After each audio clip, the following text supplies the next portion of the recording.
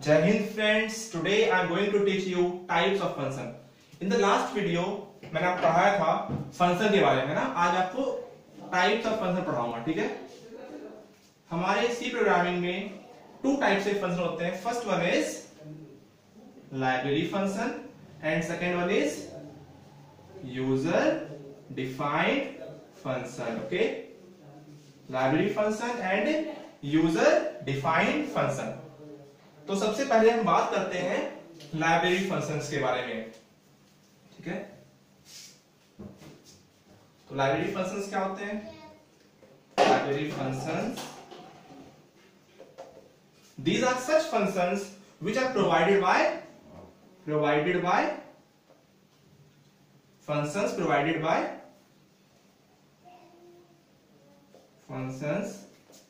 provided by compiler, ठीक है। ऐसे फंक्शंस जो हमें कंपाइलर प्रोवाइड करता है उसे हम लाइब्रेरी फंक्शंस कहते हैं, ठीक है। सिंपल सी बात है कि जो फंक्शन हमें हमारा कंपाइलर हमें प्रोवाइड कर देता है वो लाइब्रेरी फंक्शंस होती है, ठीक है। अब लाइब्रेरी फंक्शंस की बात करें तो लाइब्रेरी फंक्शंस के जो ऑब्जेक्ट कोड होता है, ठीक है, वो हमें प्रोवाइड होता है और हम उसके प्रोटोटाइप को यूज करके उन फंक्शंस को यूज करते हैं, ठीक है। तो भाई कुछ बातें लाइब्रेरी फंक्शंस के बारे में। सबसे पहले यू कैन, ठीक है, you can use library function only in the manner for which they are made, ठीक है। लाइब्रेरी फंक्शंस को आप कैसे यूज करोगे? उसी तरीके से यूज करोगे जिस तरीके से वो बनाया गया होगा, जिस काम के लिए वो बनाया गया होगा। You can't modify the library function, आप उसे मॉडिफाई नहीं कर सकते, ठीक है, क्योंकि हमारे पास लाइब्रेरी फंक्शंस के सोर्स कोड मौजूद नहीं होते, ठीक है। We don't have the source code of library function, therefore you can't modify the library functions. Okay, so we have so many library functions in our C programming, ठीक है। So before using these library functions, we need to include the header files of that library function in your program. For example, आप printf और scanf use कर चुके हो पहले, ठीक है। ये भी क्या लाइब्रेरी फंक्शंस है, ठीक है। scanf या फिर स्क्वायर रूट यूज करते हैं मैथ के लिए, ठीक है, SQRT। इस तरह से हमारे पास कई सारे फंक्शंस हैं। तो फॉर एग्जांपल ये जो लाइब्रेरी फंक्शंस है ये हमें मौजूद है पहले से हमारे पास। कहां पे ये मौजूद हमारे पास? stdio.h और conio.h में, ठीक है। जैसे SQRT ये हमारे पास math.h में मौजूद है, ठीक है। तो before using this library functions you need to include the header file of that library function, है ना। आप जब भी इसे यूज करोगे उससे पहले आपको पता होना चाहिए भाई ये लाइब्रेरी फंक्शन किस हेडर फाइल में मौजूद है, ठीक है। तो उससे पहले आप उस हेडर फाइल को अपने प्रोग्राम में इंक्लूड करोगे, ठीक है, using pre processor directive. I hope आपको ये छोटी सी बात तो समझ में आ गई होगी। आपने printf और scanf का तो बहुत यूज कर चुके हो अब तक प्रोग्रामिंग में। बट इसका सबसे बड़ी जो कमी आप बोल सकते हो, कमी तो नहीं लेकिन एक छोटा सा पॉइंट है कि भाई आप अपने प्रोग्राम में लाइब्रेरी फंक्शन को सिर्फ और सिर्फ कैसे यूज कर सकते हो? जैसे पहले से ही डिफाइंड है, ठीक है। आप उसे मॉडिफाई तो कर नहीं सकते। आपको अपने प्रोजेक्ट में, आपको अपने सी प्रोजेक्ट में कुछ स्पेसिफिक टास्क परफॉर्म करवाना है, ठीक है। तो उसके लिए आप क्या करोगे? You can't use a library function. For example आपको अपने प्रोजेक्ट की रिक्वायरमेंट अकॉर्डिंग कुछ टास्क परफॉर्म करवाना है, तो उसके लिए आपको यूजर डिफाइंड फंक्शन क्रिएट करना होगा, ठीक है। यूजर डिफाइंड फंक्शन, ठीक है।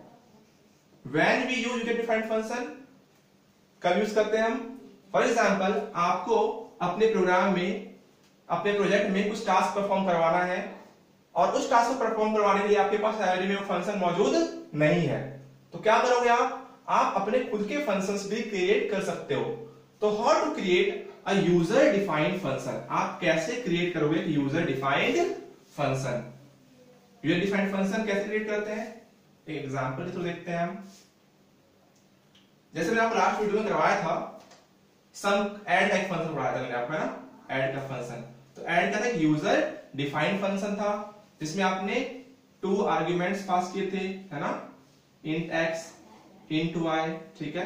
और यहां पे आपने int add एक वेरिएबल दिया था और वहां पे x प्लस वाई करके इस ऐड में आपने उसके सम को स्टोर करवाया था और रिटर्न किया था ऐड को, ठीक है। तो ये आपका क्या हो गया, यूजर डिफाइंड फंक्शन, ठीक है। Now you can call this user defined function any number of time in your program and the source code of this function. अब इस फंक्शन का सोर्स कोड कहां पे मौजूद है, आपके पास मौजूद है।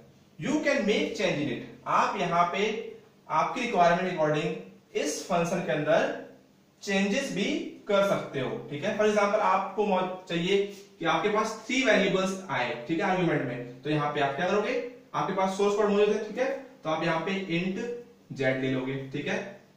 अभी आप क्या है, 2 फ्लोट नंबर को ऐड करवा रहा है, तो क्या करोगे, आपके पास सोर्स कोड मौजूद है, आप यहाँ पे float a and float b, ठीक है। और यहाँ पे a प्लस बी, ठीक है। तो आप यहाँ पे 2 फ्लोट को ऐड करवा सकते हो। इस तरीके से आपको मल्टीप्लाई का फंक्शन बनाना है, तो क्या करोगे, यहाँ पे int multiply float a float b, ठीक है। और यहाँ पे बनाओ वेरिएबल मल्टीप्लाई का, ठीक है। और यहाँ पे क्या करोगे, a इंटू b और रिटर्न करवा दोगे मल्टीप्लाई, ठीक है। तो using user defined function you can perform the desired task what you need to do, okay. आप अपने डिजायर्ड टास्क को परफॉर्म करा सकते हो जो आपके प्रोजेक्ट की रिक्वायरमेंट है, ठीक है। और सबसे खास बात क्या है आपके पास, कि आपके पास आपका सोर्स कोड, आपका प्रोग्राम मौजूद है। आप उस प्रोग्राम में कभी भी कोई भी चेंज कर सकते हो। In case of library function आपके पास सोर्स कोड मौजूद नहीं है, ठीक है, मौजूद नहीं है। इट मींस आप इसको मॉडिफाई नहीं कर सकते हो, एज इट इज यूज करोगे जिसके लिए वो बनाया गया है, ठीक है। आई होप आपको लाइब्रेरी फंक्शंस और यूजर डिफाइंड फंक्शन के बीच में फर्क तो समझ में आ गया होगा। In the previous video I teach you a program, आप उस प्रोग्राम में थोड़ी बहुत चेंजेस करके उसे और एक्सप्लोर कर सकते हो। Thank you very much.